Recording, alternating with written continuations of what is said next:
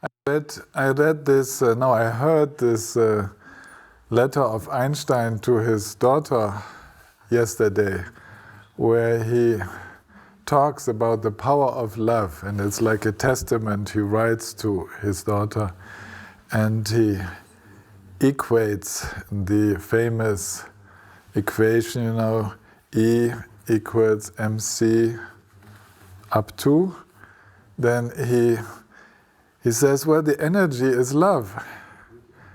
Physicists have not found that out yet, that the real energy behind everything happening in the universe is actually love.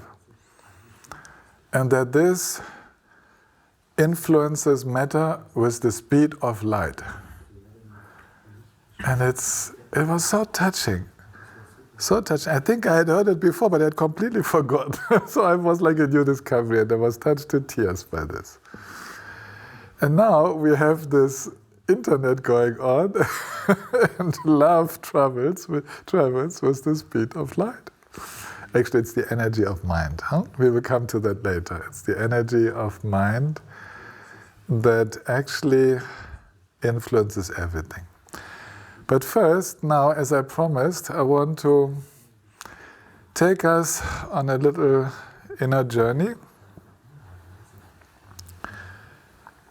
to experience a little bit more of what we explained about this view, this no view, without a viewpoint, without something out there being looked at. So right now, as I'm talking, I'm doing this with my eyesight, with seeing. Seeing just happens. No one needs to tell the seeing consciousness, now I want to see. It's just happening. Seeing happens. No need for a center in the seeing.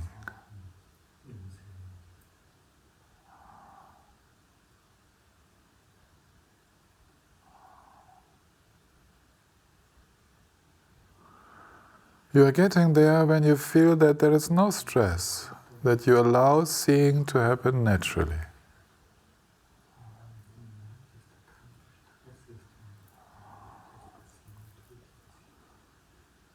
You also might have the feeling of not knowing where you are, whether you are what you look at or something else. You just don't know it. It happens. Seeing just happens.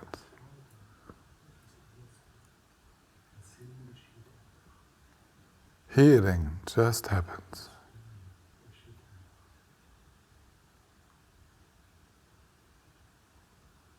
No need for someone to hear. Hearing just happens. Understanding just happens.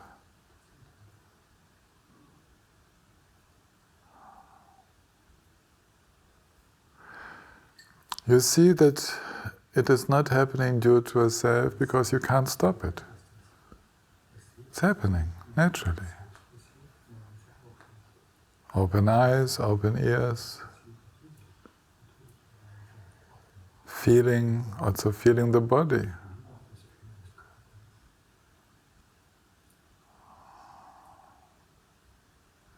Feeling with all senses.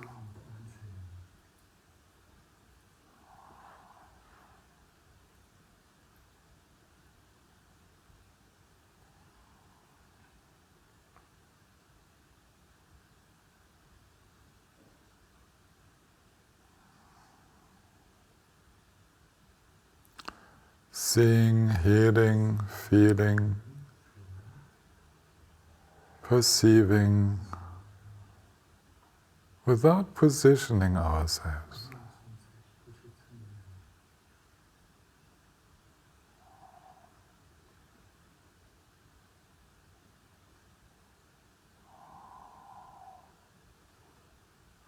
Now don't try to make that. It's not something special. It's what is actually happening when the idea of a self does not interfere. So you can move, and it continues to happen. It does not depend on preserving something.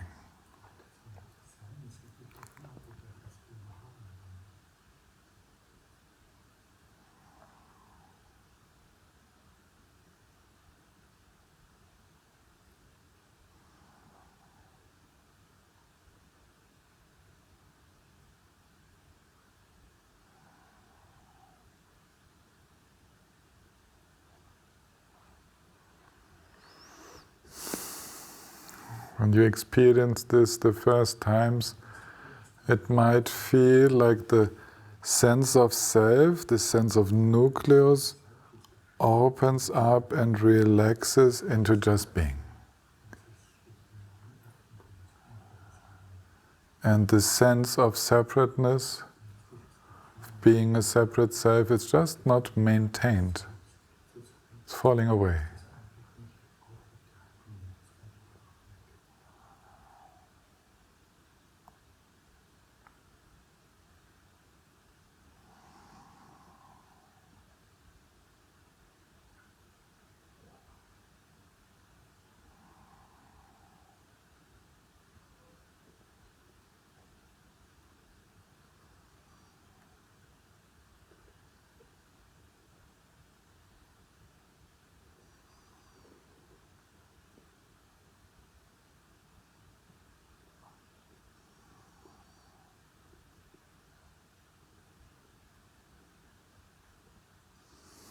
Always more natural.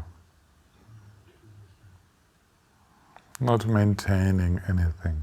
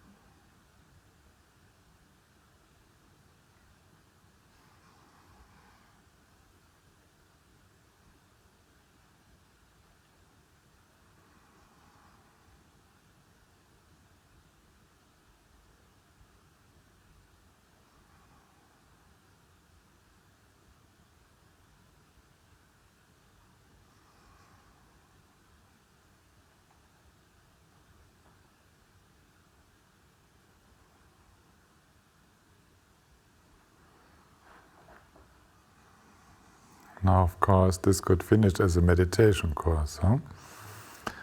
We are not intending to do that. It's a lot of fun. It's beautiful to rest in that relaxation. Please do that as often as possible.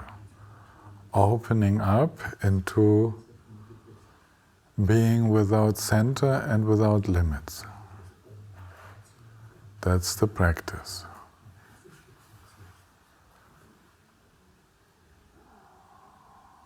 How do I notice that I'm maintaining a view? Because there is tension. A viewpoint, to maintain a viewpoint within flux between in a changing situation, this needs tension, effort, stress. The Buddha called that dukkha, stress. So I've learned in my practice I've learned this from my masters and want to pass this on to you, whether you understand the philosophical subtleties or not, trust your own perception. When we feel tense, when we feel some kind of stress, we are certainly maintaining a view. We are trying something which needs extra effort, which is not the expression of the natural way we are, nature of our being. We do something extra. Then we will learn how to relax that extra, that unnecessary effort. And that's called right effort. Right effort is minimum effort. It's just, I need an effort of my muscles to lift my hand and to move it, but I don't need to get stressed in mind because I'm sitting in front of a camera. There's who is getting stressed? So that's unnecessary. That inner stress, that can relax. No need to be someone.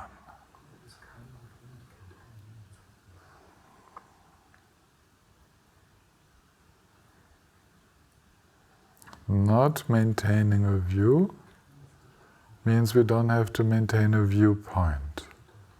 No self in the center. No other separated from us.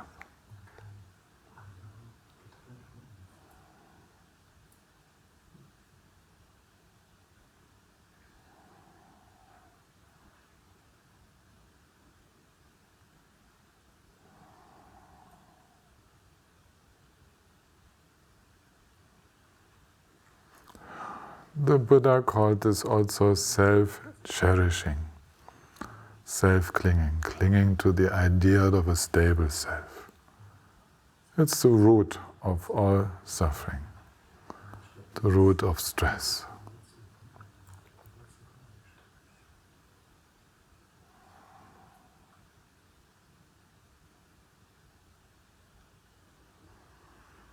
So then we would wonder, how can we move from that open being without center into action?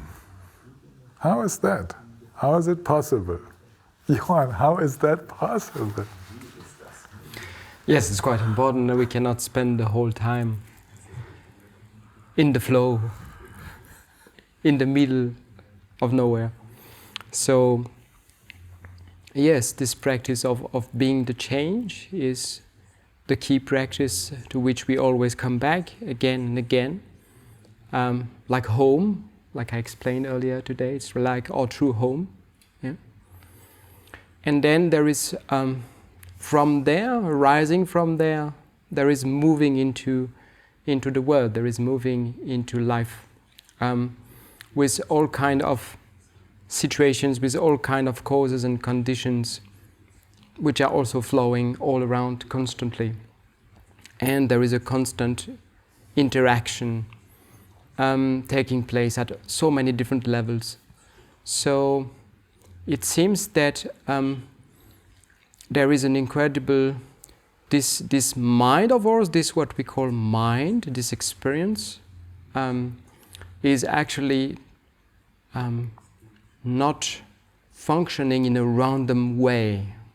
Things are also, to some extent, can be situations to some extent are responding also to this state of mind and to this, and so there is constant interdependence going on.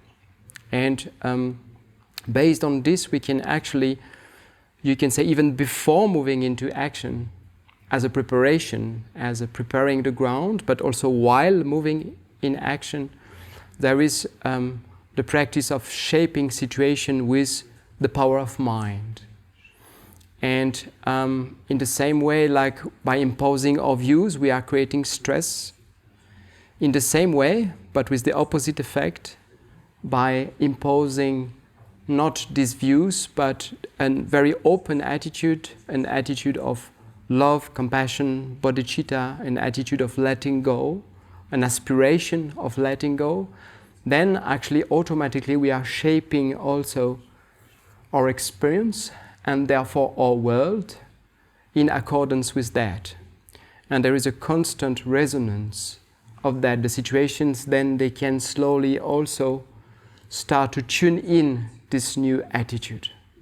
So if it's not just about existence and non-existence, if it's not just about saying a very strong yes or a very strong no to things, but when we start to develop this attitude of like going beyond our limitations, opening into a much more vast, an attitude of vastness, then it becomes actually possible, and this is an experience that everyone can have in a very, very direct way. It becomes possible to somehow shape every experience with that power. So in Tibetan we speak about, we call this Mön Lam, like the path of aspiration. Lam means the path, and Mön is this deep aspiration from the heart, this aspiration or inspiration. And basically it is like a very strong impulse of the mind, of the heart, which is in that dimension of openness, or in the direction of that openness. And this is a very important practice. It is a very important, you can say, first step, because we are actually, even if we cannot right now become the change, if we cannot right now, there's still too much resistance, then this will allow the process to take place gradually. Yeah? So this power of aspiration, you can say, is also a way to prepare the next steps of your mind, of your heart, it's like a way to prepare our awakening, you could say. The power of mind is such that actually anything that is like resonating with from the depths of your heart is having an irresistible effect. If the conditions right now are difficult, this effect will be a little bit delayed. It will take shape, it will take form later, maybe much later, but it will, undoubtedly, because there is this interdependence of all the causes and conditions within the flow. Yeah? So you are somehow starting to, you can say, to influence the flow in the direction of awakening. And whatever are our limitations right now, if we cannot let go immediately of them by discovering that they are an illusion, by discovering that they are just an idea, then we can prepare that experience by aspiring to that, aspiring to or the overcoming such limitations. Because deep down, somehow we already know there is a deep sense, deep down, intuitively, that somehow awakening is possible. Otherwise, we would not engage on the path in the first place. Yeah? So connecting with that, using that, you can say, very intuitive power, we are developing what we call aspiration. And this is like, it can be done in a formal way through various practices and recitations of prayers, but actually it is taking place all the time. We are constantly making aspirations, sometimes also not positive ones. Yeah, it is like all these very, very powerful impulses coming from the heart mind. And therefore to become aware of that, to see how much our beliefs and our aspirations are shaping our situations, the situations, even the so-called outer situations, is a very important step for action, activity, moving into the world, to see that mind is constantly influencing everything, that it is not just an so-called inner phenomena. Yeah? This is also already giving us the confidence that there is no such a thing as separation, actually. This is already a clear hint that separation is an illusion. Otherwise, if there would be true separation, it would be impossible to influence anything. Yeah, that would be totally closed. So what I would recommend, like in a general way, for all of us, even all of you who have no traditional training background in practices and so on, actually this is a very, very simple, very natural practice, the practice of aspiration. You just direct your mind, you just let your heart resonate in this direction of awakening. So on in this direction of love and compassion. In this direction of what we call refuge, if you know that. In this direction of like, what are the liberating qualities that you are aspiring to develop? Yeah? And by letting this resonate and aspiring, yes, may I really, as soon as possible, for my benefit, to open up to become free, and for others, so that they open up and become free, to help them for that. May this quality unfold. May I develop the clarity. May I develop the capacity. Yeah? And you have to shape this also with your own words, with your own life, in a very, very heartfelt, precise, straightforward way. You have to bring this power of mind, this power of aspiration, right in the middle of what is happening right now. Yeah? So this is a very general but concrete way to use this power. It's like, what is it that is really needed right now? What is the liberating quality that you need the most? And you feel touched by that, and touched by the wish for this to really, really, really shape your life. And this aspiration starts to be like a constant, it's like a constant, even silent prayer in your mind. It's in your heart. The more you do it, the more it becomes natural, and it is an ongoing process. It's like you are radiating this wish, this aspiration. And slowly, with time, it will start to shape your experience. You will start to meet all kinds of circumstances and people and situations where actually you start to have the possibility to live that more and more. And life, in sometimes the most unexpected ways, in the most touching ways, crazy ways, will somehow start to give you this opportunity more and more to live that fully. So this is, you can say, a very important practice or a very important method in our tradition that we use as a bridge between the very direct looking into the nature of things, which would be, you can say, the best solution to any problem. But often we cannot do that so directly or so completely, or often it is delayed, or there are hindrances for that. So then we use this power of shaping situation, this power of aspiration. And this becomes, you can say, in the long run will allow more and more of these experiences of openness into the ultimate truth to happen by themselves within every situation. So you can say it is also a way to explore your trust in the mind. It is a way to explore these incredible capacities of the mind, to explore the fact that there is no separation. And that is the first step before entering activity. At the conclusion of every retreat, we will always do a lot of aspirations, but also during activity, many times per day, as a constant ongoing support. So because we are carried then after by this power, even without thinking it deliberately. Yeah? Becomes an ongoing force. So that is how we can, you can say, shape our situation and prepare for moving into the world, accompany our movement within the world. And I think now Tilman could guide us into the understanding of actual activity or situation, actual moving into action from there. Yes, it feels like the logical next step. So I want to take the next few minutes to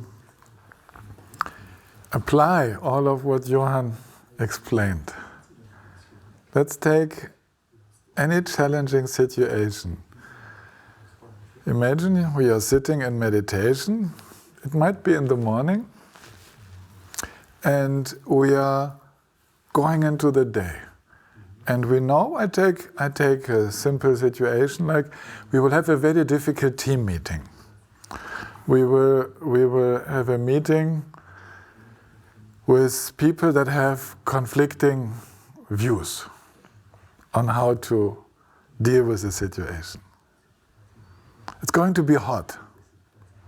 And we are sitting there in meditation, and we begin to contemplate the challenge of sitting together with these people.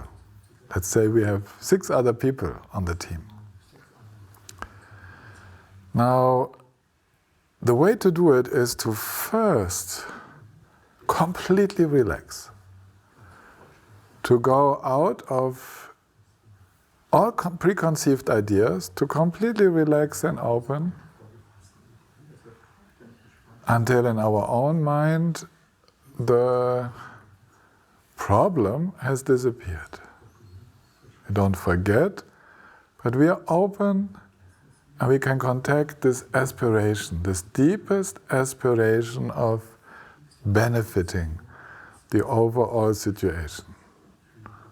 If we work in a school, if we work in a kindergarten, if we work in a hospital, if we work in a company, we want that the team which takes the decisions finds itself for the benefit of everyone concerned.